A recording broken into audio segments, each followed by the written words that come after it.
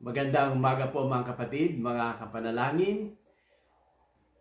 Muli, ito po ang inyong kapatid at lingkod kay Cristo, Ray Ortega, na nag-aanyayang samahan ninyo ako sa isa namang pagkakataon ng pagbubulay sa mga salita ng Diyos.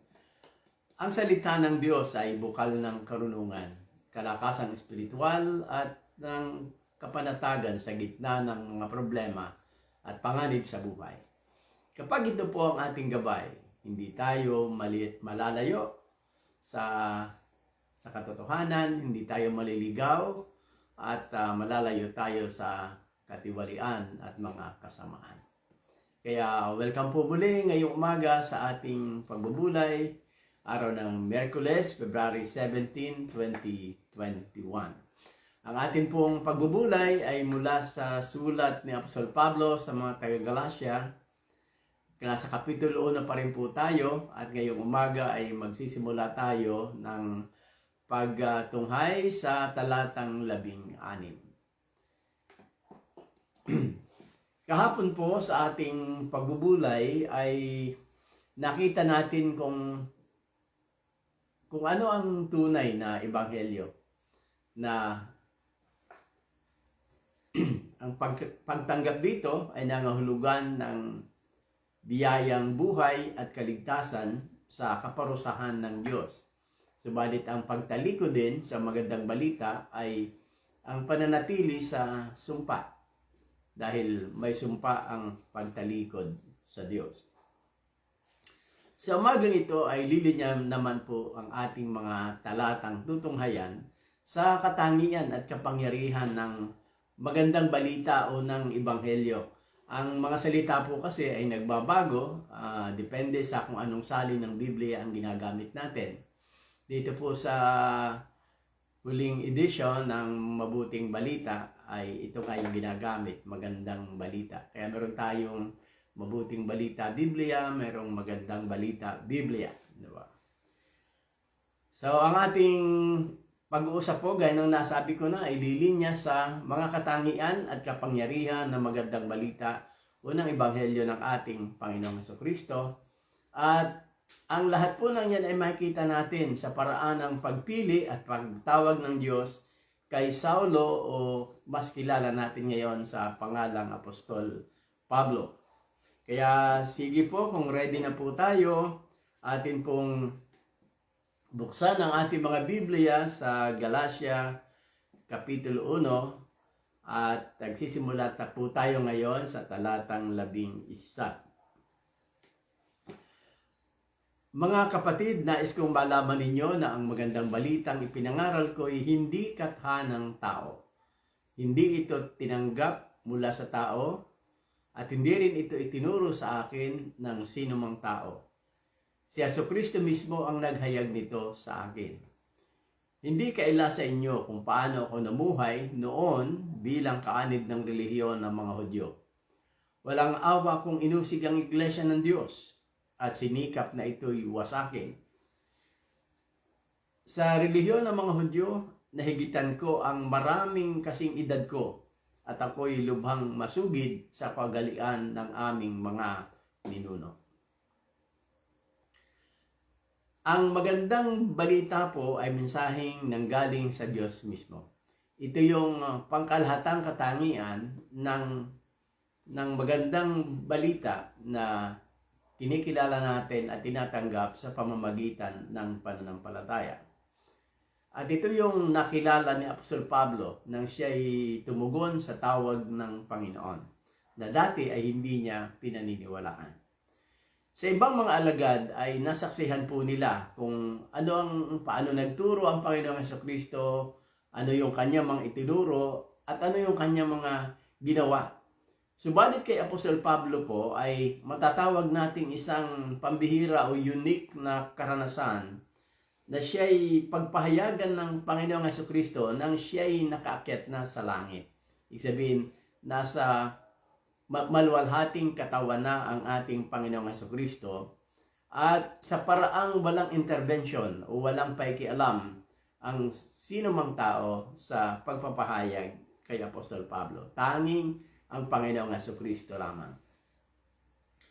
Kaya ng oras na tinawag si Saulo, o ngayon ay Apostol Pablo, ay tuwiran niyang narinig at tinanggap mula kay Kristo ang na kaniyang inuusig ang mabuting balita na kailangan niyang ihayag sa maraming mga tao, lalo na po sa mga tinatawag na hintil o mga lahi, mga bansa na hindi Hudyo.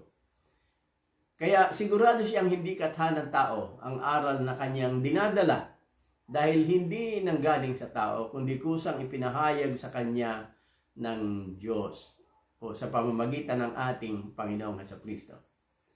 Bagamat may tuturing pong siya'y panghuli o huli sa ibang mga tinawag, ay hindi natin ipapalagay o hindi dapat ipalagay na siya'y inferior sa ibang mga apostol. Gaya ng sinasabi ng mga nagtuturo, nagdagdag ng maling aral sa mga taga-Galacia, na pinapangaral nila para kanilang mabihag ang atensyon ng mga taga-Galacia na si Pablo ay hindi naman tunay na apostol dahil hindi naman siya umupo sa paanan ng ating Panginoong Jesucristo. Ang tunay na apostol lamang ay yung kagaya ni na Pedro, Juan at Santiago, na kung saan siya ay inihahambing at yung mga taong nagpapahayag ay nagpapakilalang sila'y mga tagasunod nitong mga apostol na ito. Pero sinasabi po ngayon ni Pablo sa atin sa pamamagitan ng mga talatang ito na hindi siya nahuhuli dahil siya ay tumanggap ng kapahayagan hindi sa tao kundi sa ating Panginoong Jesucristo mismo. Kung nakita ng mga alagad ang ating Panginoong Jesucristo nang siya ay nagkatawang tao at nakasama nila, si Pablo naman ay pinagpahayagan ng maluwalhating Kristo sa pamamagitan ng isang pambihirang pagtatagpo. So, hindi tao, kundi si Kristo mismo ang nagpahayag ng kabuuan ng Ebanghelyo kay Apostol Pablo. Kaya ang sabi niya sa talatang 12, hindi ko ito tinanggap mula sa tao at hindi rin itinuro sa akin ng sinumang tao. Si Jesucristo mismo ang naghayag nito sa akin.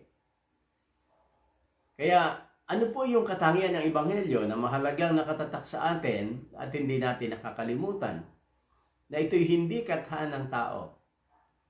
Kung ito man ay tinuturo ng mga tao at pinapakinabangan ng espiritual ng mga tao, ito'y hindi dahil sa akda ng isang tao. Kasi ang kaisipan ng tao po ay masyadong malalim, masyadong makapangyarihan. Marami tayong nababasa ng mga kwento o kaya napanood ng mga pelikula na likha lamang talaga ng tao, ngunit ang minsan ay nai-imbibe natin, na tatanggap natin o iniisip natin parang tunay na tunay. At ganyan din ang isip ng mga taong walang pananampalataya sa Ebanghelyo. Kalimitan, yan ang unang panghadlang para ang isang tao'y tunay na magsimulang mag-aral ng Biblia, sapagkat sa isip niya ito'y ginawa lamang ng tao. Ngunit si Pablo po ang isa sa mga patunay sa atin na hindi dahil sa katalinuhan ng tao na sulat ang mga bagay na ito. Yung paraan ng pagsulat ay totoong tao, sapagkat hindi naman espiritu ang sumulat ng mga ito. Ngunit yung mensahe mismo na narinig ng mga alagad at nagpabago ng kanilang buhay ay hindi gawa ng tao. So mapagkakatiwalaan natin ang salita ng Diyos. Lalo pat mapapagkatiwalaan natin ang buhay ng mga taong nagpahayag nito sa atin. Alam niyo po, ang mensahe ay nagiging kaduda-duda lamang kapag kaduda-duda ang personalidad ng mga taong nagpapahayag nito sa atin. Halimbawa, yung mga taong nagpapahayag ng isang bagay na dakila, ngunit ang kanilang pamumuhay naman ay hindi angkop doon sa mensahe nila, yun ay indicator na hindi sila nagsasabi ng totoo. Pangalawa, yung mga taong magagaling magdeklara ng magagandang bagay, pero hindi naman sila handang mamatay para doon sa kanilang mga ipinapahayag, ay mahirap paniwala ang nagsasabi ng totoo. Hindi po kagaya ng mga apostol na kanilang iniwan ang kanilang hanap buhay, iniwan ang kanilang mga ikinararangal o nagbibigay ng karangalan sa kanilang pagkatao. At kanilang pinili ang sumunod sa mabuting balita para ipangaral ang ating Panginoong Jesucristo. At sa dakong huli, talagang handa nilang itaya ang kanilang buhay para dito. Kaya dahil diyan, malinaw na sila'y sumusunod hindi sa kathan ng tao, kundi sa pamamagitan ng isang makapangyarihang tumawag sa kanila. At sa kaso ni Apostol Pablo ay malinaw niyang sinasabi na ito po'y ang ating Panginoong Jesucristo mismo. Kung nakita po natin ang katangian ng Ebanghelyo dito sa mabuting balita, magandang balita dito sa maikling pagbasa natin dito sa Galatia, dito rin mismo ay makikita natin ang kapangyarihan ng Ebanghelyo o ng magandang balita. Kapangyarihan na hayag na makikita sa resulta sa buhay ni Apostol Pablo. Marami po ngayong lumilitaw ng mga gamot, food supplements, na lahat ay sinasabing mabuti, magaling sa mga kalusugan. Kaya nga ang mga tao, kalimitang kahit gano'ng kamahal ang mga food supplements na yan, ay nag-enroll at kanilang religious na ginagamit sa kanilang paniniwala at pagkakumbinse na ito talaga ay mabuti sa kanilang katawan. Ang kapangyarihan ng Ebanghelyo ay makikita rin po natin sa paraan na ang taong naniniwala dito ay namumuhay. Sa maraming bagay na binago mula sa pag-iisip hanggang sa mga gawa na binago sa buhay ni Apostol Pablo, ay makikita po natin na talagang makapangyarihan ang magandang balita kapag ito ay niyakap ng isang tao. Sa pagkaraniwang paraan ay isipin po natin na itong si Pablo mismo ay mahirap ma-convert. Itong si Saulo. Ito'y dahilan sa kanyang pagkatao at sa kanyang katatayuan sa buhay at sa kaniyang lipunan. Hindi pa ba tayo ganun din? Na minsan kapag ang isang tao ay titingnan lang natin ayon sa kanyang bihis, ayon sa kanyang panlita, sa kanyang katatayuan sa lipunan, at kaagad tayo ay magkukonklud na mahirap siyang maniwala. Napakatalino ng tao, mayaman siyang tao, makapangyarihan siyang tao, at wala siyang pinaniniwalaan kundi ang mga bagay na sa kanya ay iniisip niyang pakikinabangan. Ganun agad ang ating konklusyon. Si Pablo po ay may ganyan ding katangian. Siya ay mataas na pinuno sa isang relihiyon. Siya ay marunong. At sabi nga niya, hindi siya nahuhuli sa kanyang mga kababata pagdating sa karunungan at sigasig sa kanyang pananampalataya. Kaya kung titingnan mo, talagang mahirap siyang ma-convert. Ngunit nang ang Panginoong Jesucristo ang personal na magpahayag sa kanya, nakita po natin yung mabilis na pagbabago. Sabi nga niya po sa verse 13, Galatia 1:13, hindi kaila sa inyo kung paano ako namuhay noon bilang kaanib ng relihiyon ng mga Hudyo. Walang awa kung inusig ang iglesia ng Diyos at sinikap na ito'y wasakin. Katunayan ng araw na siya po'y tawagin ng ating Panginoong Jesucristo, si Saulo po o ngayon ay Apostol Pablo ay may daladalang letter of authority, isang warrant of arrest, gaya ng mababasa natin sa Gawa 9, 1 hanggang 2. Ganito po yung mababasa sa Gawa 9, 1 hanggang 2. Samantala, patuloy ang pagbabanta ni Saulo na maipapatay ang mga alagad ng Panginoon. Lumapit siya sa pinakapunong pari ng mga Hudyo at humingi ng mga sulat para sa mga sinagoga sa Damasco upang madakip niya at madala sa Jerusalem ang sino mang lalaki o babae na matagpuan niyang kaanib sa daan ng Panginoon. So, meron siyang letter of authority at sino mang lalaki o babae na kanyang matagpuan kaanib sa daan ng Panginoon ay huhulihin at dadalhin sa Jerusalem. Huwag natin pong kalilimutan na si Pablo ang protektor ng mga pumatay kay Esteban. Dahilan sa kanilang paniniwala na si Esteban ay karapat-dapat na patayin dahil siya ay alagad ng isang maling daan.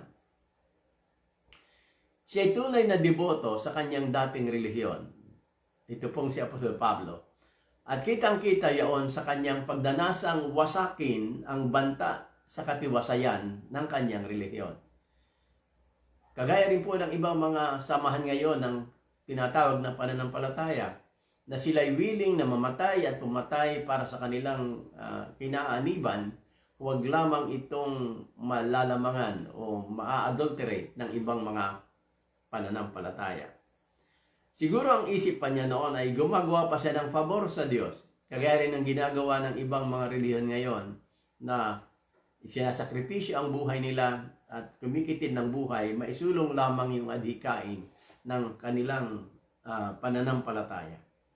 Sabi nga niya po sa talatang 14, sa relihiyon ng mga Hudyo, nahigitan ko ang maraming kasing edad ko at ako'y lubhang masugid sa kaugalian ng aming mga ninuno. So makikita po nyo, hindi lamang panatiko, kundi talagang may karunungan, may katapangan, at mayroong seriousness sa pagsunod sa lahat ng kaugalian ng kanyang mga ninuno. Higit din po ang kanyang karunungan sa kanyang mga kasababayan o kaedad.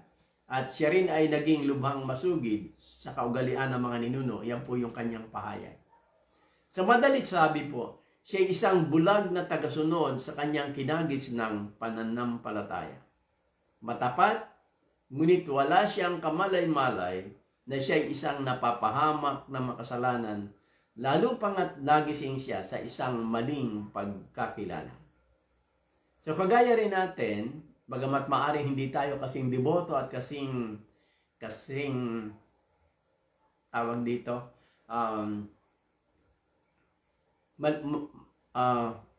malalupit na leader ng pananampalataya, isang taong handang magpapatay ng kapwa para lang sa pananampalataya niya. Hindi tayo ganun. Ngunit sa isang pagkakataon ng ating buhay, tayo rin ay masugid, tayo ay bulag na tagasunod.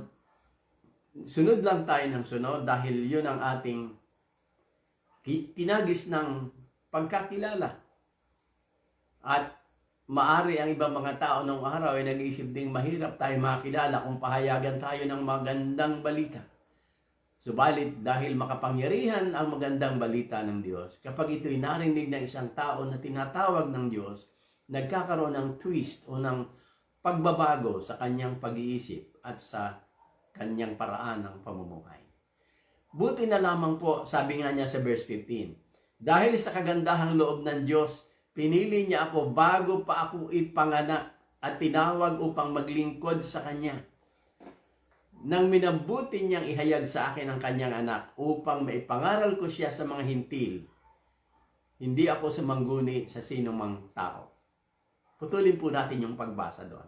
So, dito po ay binibigyang diin ni Pablo ang kapangyarihan ng magandang balita at ang katotohanan na yung kaligtasan maging pagkatawag sa paglilingkod ay parehong biyaya ng Diyos. Biyaya dahil wala tayong partisipasyon.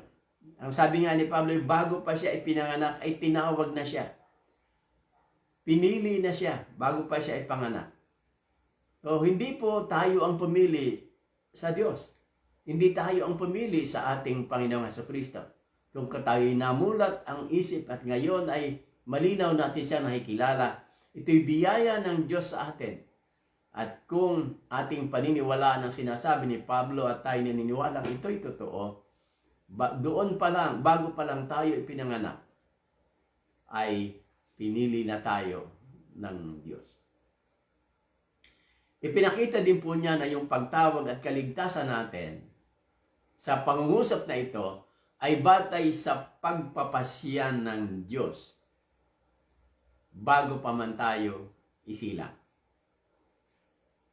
Alam na niya kung sino ang kanya at sila ang kaniyang mga tinatawag. Alam din niya at nasa kanyang kapasyahan kung kailan niya sila tatawagin. Ang pagtawag din po kay Pablo ay nagpapakitang higit siyang maraming titiisin alang-alang sa magandang balita kay Kristo. Pero bago po yan, balikan natin itong pagkatawag na ito ng Diyos. Pinili niya tayo bago pa tayo isilang para sa kaligtasan, para sa gawain kanyang inihanda para sa atin. Na nagpapakita na hindi ang iyong pagkatao, hindi ang iyong galing, hindi ang iyong nagawa at gagawin pa ang dahilan kung bakit ka pinili ng Diyos. Ang dahilan kung bakit tayo pinili ng Diyos ay mismo yung kanyang sariling pagpapasya. Dahil gusto niyang gawin ang pagpili. So walang sino man sa atin ang makapagmamalaki na dahil sa ating pagkatao, dahil sa ating mga gawa, dahil mabuti tayo, dahil magaling tayo, ay pinili tayo ng Diyos. Wala. Kasi nang wala pa tayong nagawang mabuti at wala pa rin tayong iniisip na nagawang masama, pinili na tayo ng Panginoon. Yun yung iniaral po ni Pablo sa atin. At yun yung kanyang nakita at kanyang ipinahayag sa mga taga-Galacia. Kaya nga, ang kaligtasan ay hindi sa gawa, kundi sa pananampalataya.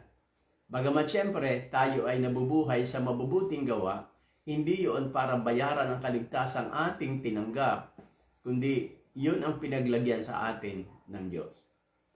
So, balikan po natin itong pagkatawag kay Pablo, na kanina ay nabanggit ko na nagpapakitang yung kanyang pagtawag ay nagpapakitang higit siyang maraming titiisin alang-alang sa magandang balita ng ating Panginoong Hesukristo. Mababasa po natin yan sa Gawa 9, talatang 15 hanggang 16, at pakinggan po ninyo.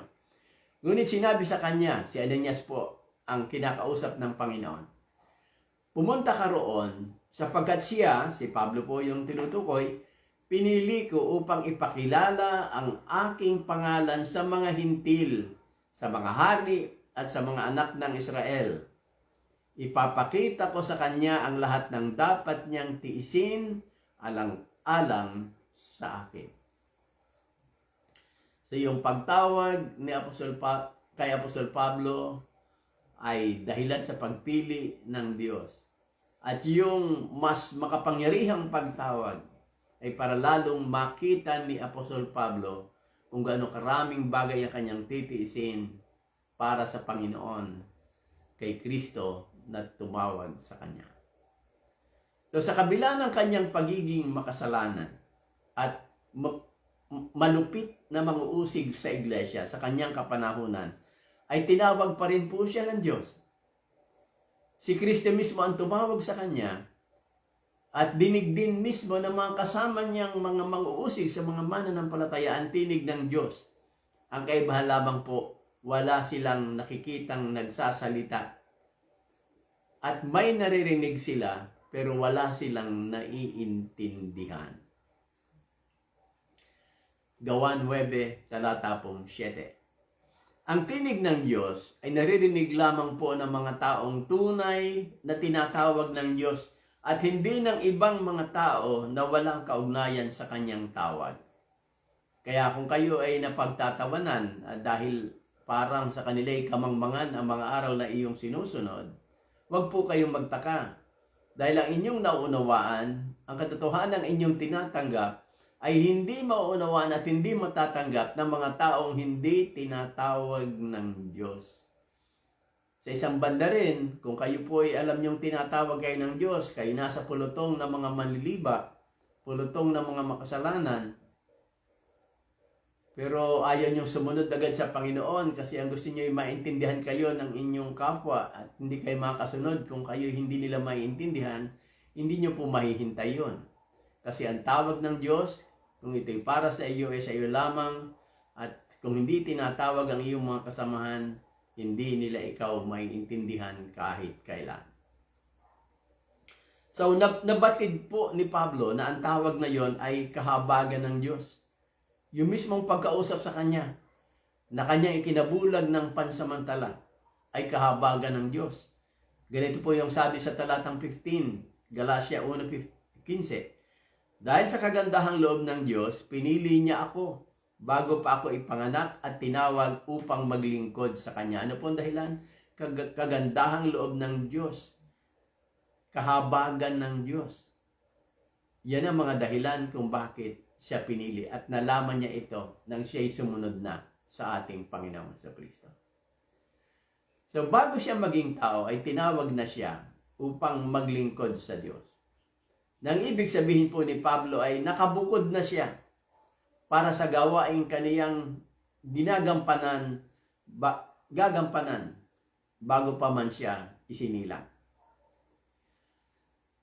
Ang araw ng kanyang pagkatawag ay ang araw po na minabuti ng Diyos na ihayag na sa kanya ang bugtong na anak ng Diyos upang siya, ang ating Panginoong Jesucristo, ay kanyang maipangaral sa mga hintil, yung mga hindi Hudyo, bilang kanyang Panginoon din at tagapagligtas. Ang higit pang kamangha-mangha po ay ang paraan ng kanyang preparasyon sa paglilingkod. Hindi po siya lumapit sa kanino mang tao, maliban nang siya ay puntahan ni Ananias sa kanyang tinitirhan. Ilang oras matapos po yung kanyang encounter sa Panginoong Jesucristo para siya ay ipanalangin. Mga initial na pagkausap lamang po na mababasa natin sa Gawa 9:10-19. At matapos na ipanalangin, hindi na po natin alam kung ano mga sumunod na nangyari. Hindi po naitala ang lahat ng naganap sa araw na yon sa pagitan ni Ananias at ni Apostol Pablo. Ngunit sigurado pong hindi sapat ang maikling panahon na yon para sa isang ganap na pagtuturo kay Pablo at yung transformational development na kailangan niyang maranasan. Sa karaniwan po, ang alam natin ay makalipas ang ilang araw ay nangaral na siya agad. Gawa 9:19-22.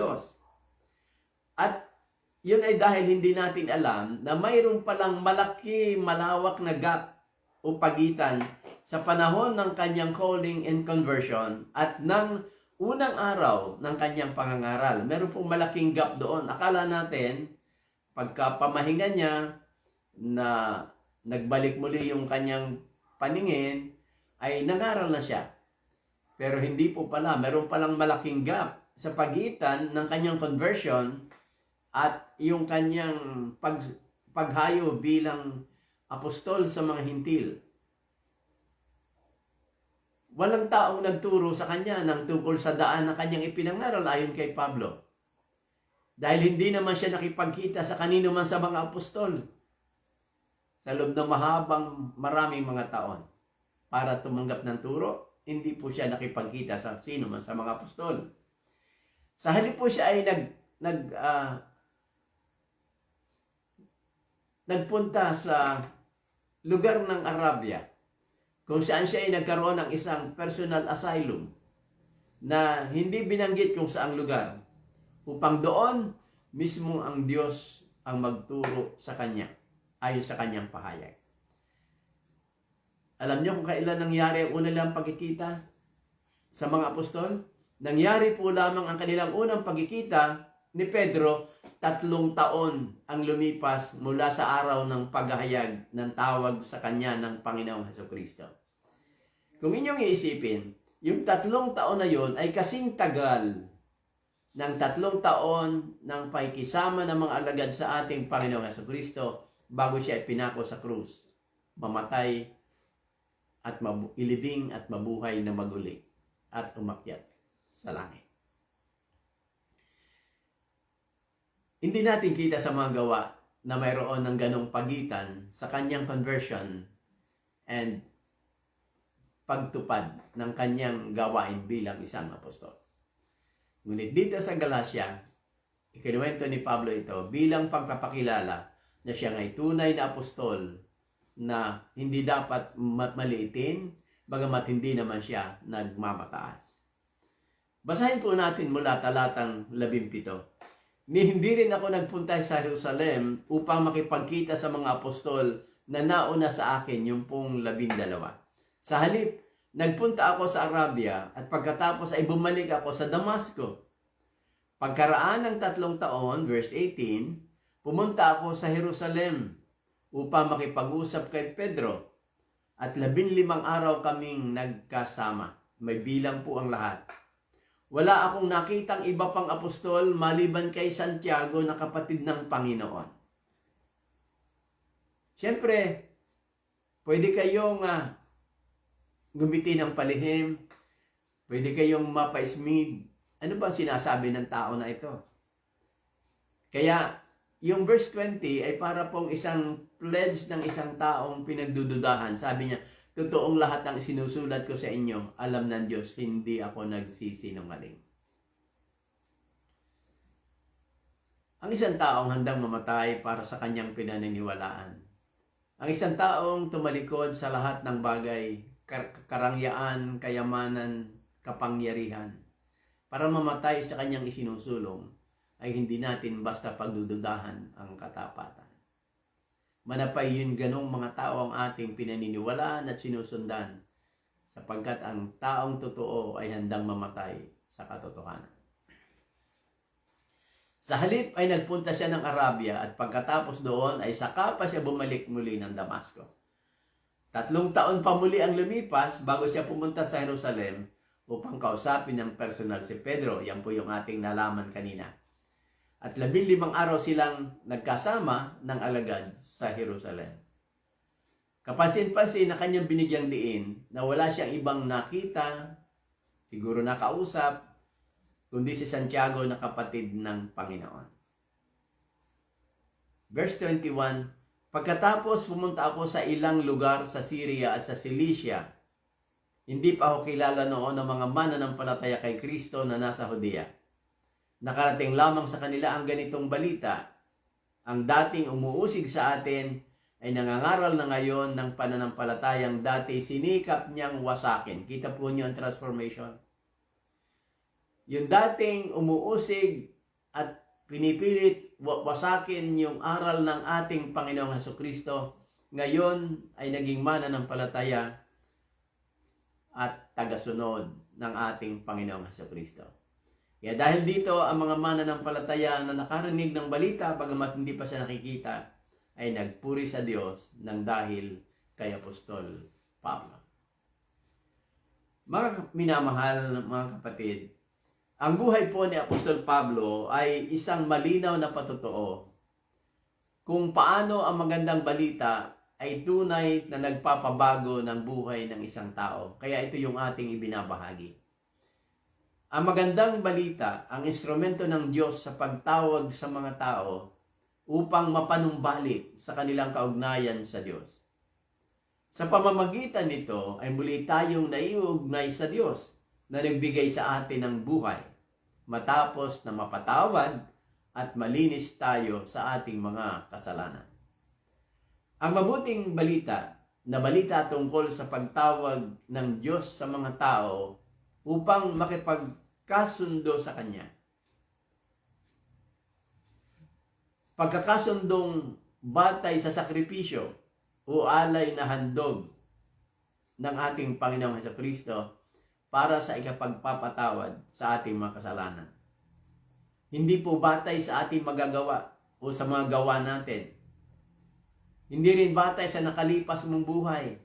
Kaya kahit anong iyong buhay sa nakaraan, hindi hadlang yon para katanggapin ng ating Panginoong Hesukristo. Hindi rin batay sa iyong magiging hinaharap. Kasi alam ng Diyos kung paano isaayos ang ating buhay. Taglay na magandang balita, ang pagpapatawad at pagkukupkop sa atin ng mga tumatanggap kay Kristo sa pamamagitan ng pananampalataya. Ang pananampalataya pong ito'y walang halong gawa ng kautusan ni Moises. Kaya nga ito'y tinatawag ding kagandahang loob o biyaya o libreng regalo ni Kristo. Binibigyan din po ito ni Pablo dahil pagkatapos nga niyang umalis sa Galacia ay dumating na ibang mga mangaral na sinabi siya na kailangan mong sumunod sa mga kautusan at kailangan mo yung tipan ng pagtutuli ay gawin para ikaw ay mapabilang sa tipan ng mga anak ni Abraham. At mariing tinutulan ito ni Apostol Pablo dahil malinaw na ang mabuting balita ay hindi batay sa gawa ng tao at hindi ito nadadagdagan ng gawa ng kautusan ni Moises. Mga kapatid, mga bahagi pa lamang ito ng buhay ni Pablo at ng kanyang aral sa Galacia. Sa mga susunod pong mga umaga, masigit na malalalim na mga aral ang pwede nating mabulay at matutunan sa kanyang buhay. Sa ngayon, nagpapasalamat po tayo sa Diyos na tayo ay kanyang ibinilang sa mga tinawag, na hindi niya pinagbatayan ang ating lumang pagkatao, ang kakayanan at kung anuman, kundi tanging ang pag-ibig ng ating Panginoong Jesucristo ang batayan ng pagkatawag sa atin. Nagpapasalamat po tayo na hindi batay sa ating magagawa ang pagtawag sa atin, kundi batay sa kapangyarihan at lakas ng Ebanghelyo na siyang nagpapabago ng buhay ng mga tao. Ito rin ay katiyakan na sino mang maaari nakikinig ngayong umaga o maaari makapakinig ng mensaheng ito sa inumang oras at araw, gaano man katindi ang kapit ng kasamaan o kasalanan sa buhay mo o sa buhay ng ibang tao, kayang wasakin yan ng kapangyarihan ng Ebanghelyo sa oras na iyong tanggapin, iyong dinggin ang tawag ng Panginoon sa iyo. Walang impossible na buhay ng tao ang hindi kayang ayusin ng magandang balita ng ating Panginoong Jesucristo. Ito'y tunay na katangi-tangi dahil hindi siya likha ng tao. Ito'y tunay na makapangyarihan sapagkat saan man ito'y ibinabahagi at saan man ito'y tinatanggap, kasamang naibahagi at tinatanggap ang ating Panginoong Jesucristo. Nawa po lalo nating ma-enjoy ang ating relasyon sa ating Panginoong Jesucristo sa araw na ito at sa mga darating pang mga araw, dahilan nakita natin kung gaano kaganda, kung gaano kadakila ang magandang balitang ito at kung gaano kalaking bagay ang gagawin ito sa ating buhay at sa buhay ng mga taong maaari pang mabahaginan nito sa mga darating na araw o kahit sa araw na ito. Pagpalain po tayo ng Panginoon at patuloy na samahan sa ating mga gawain, lalo na ang paghahayag ng salita ng Diyos sa mga taong handang makinig sa atin. Purihin po ang Panginoon. Tayo po'y dadako sa pananalangin. Tayo po'y nagpapasalamat na nung isang gabi ay mayroon pong isang bagong bukas na cell dito sa Calapan at mayroong bagong mga kapatid na naipahayag. At ating pong ipapanalangin na sila tuloy-tuloy na maglingkod sa ating Panginoon at mabuhay sa kanyang biyaya at magtagumpay sa lahat ng mga kasalanan, mga naging problema sa buhay na naging dahilan para magkaroon ng mga gusot sa mga buhay nila. Panalangin natin yung matagumpay na paggawa ng salita ng Diyos sa buhay ng mga kapatid na ito. Wala pa po tayong authority na banggitin yung kanilang mga pangalan, pero alam naman natin na kahit hindi lang dito, sa ibang mga lugar, na ating ipanalangin ang mga bagong sumampalataya sa ating Panginoon. Ganon din ang ating bayan, patuloy po nating ipanalangin dahil gusto natin na makabalik sa kaunlaran at sa mas malayang pagpapahayag ng salita ng Diyos. Sa kabuuan, tayo'y magpasalamat na ginagabayan tayo ng Panginoon. Sige po. Amang banal, kami nagpapasalamat sa mabiyayang araw na ito, sa bunga ng iyong mga salita sa buhay namin, sa kapangyarihan ng Ebanghelyo na siyang dahilan kung bakit nakapanalangin kami para sa ibang mga tao ngayon. Lalo na sila nakita naming alipin ng kamangmangan sa salita mo at alipin din ng kasamaan na umiiral sa mundong ito. Panalangin po namin, O Diyos, na lalo na sa aming mga pinuno ng pamahalaan, na kayo po ay magpahayag sa kanila, O aming Panginoong Jesucristo, kung inyong mamarapatin, kagaya ng pagpapahayag ninyo kay Apostol Pablo sa lahat po ng inyong mga tinawan. Maraming salamat na kayo hindi tumitigil ng pangalaga sa amin, lalo na sa iyong iglesia. Salamat sa pagkalinga at salamat sa halimbawa ng dakilang apostol na kanyang iniwan sa amin. Pagpalain niyo po ang aming bayan upang ito'y patuloy na sumunod sa iyo. At sa iba na hindi pa nagsisimula ay magsimula silang kumilos na sumunod sa iyo. Upang magawa mo ang pagpapalang gusto mong gawin matagal na sa aming bansa. Pagpalain niyo po tingatan ang aming mga doctors and nurses na patuloy na matapat na naglilingkod sa iyo. Inaalala po namin ang isang kapatid na nasa US, kapatiran po ng aming mga kapatid sa San Juan City, sa Metro Manila, na nagkaroon ng COVID, positive sa COVID. Ang kanyang pangalan po ay Isola. Lord, aming ipinapanalangin po ang kapatid na ito na bigyan nyo ng lakas, bigyan nyo ng kakayanan na malabanan ang virus na ito sa kanyang katawan at malagpasan niya itong pagsubok na ito na yung pinayagang kanyang maranasan. Panalangin po namin na yung iyong pag-iingat, pagpapalakas at pagbibigay ng kalusugan sa kanyang maranasan. Panginoon, ano man ang inyong layunin sa pagpayag mo na siya'y tamaan ng sakit na ito, ay maging dahilan para makilala ng mga tao na may dakilang Diyos dapat pagtiwalaan at hindi ka kumakalinga sa amin. Salamat po na sa iyong mga kamay, maipapanalangin namin ang kanyang kaligtasan. Ganon din po sa mga kapatid naming patuloy na lumalaban sa mga karamdaman.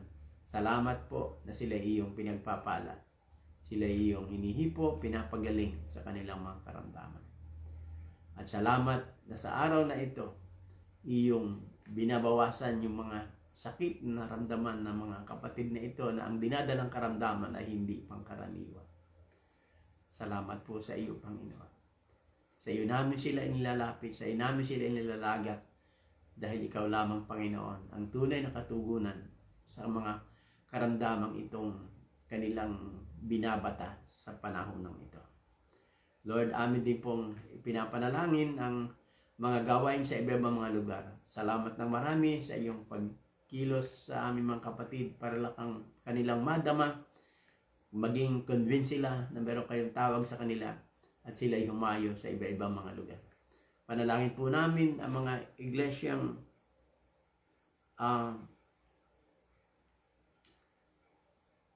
hindi nakakakita ng iyong tawag. Panginoon, gisingin po ninyo ang iyong mga anak na lalo na sila na hanggang doon lamang sa malalapit na nakikita at hindi nila nakikita yung malalayo. Panginoon, kung mayroon pong mga kagaya ni Apostol Pablo sa mga kongregasyon namin, lalo na sa amin sa CLJC, Panginoon, kayo po'y magpakahayag at tawagin sila.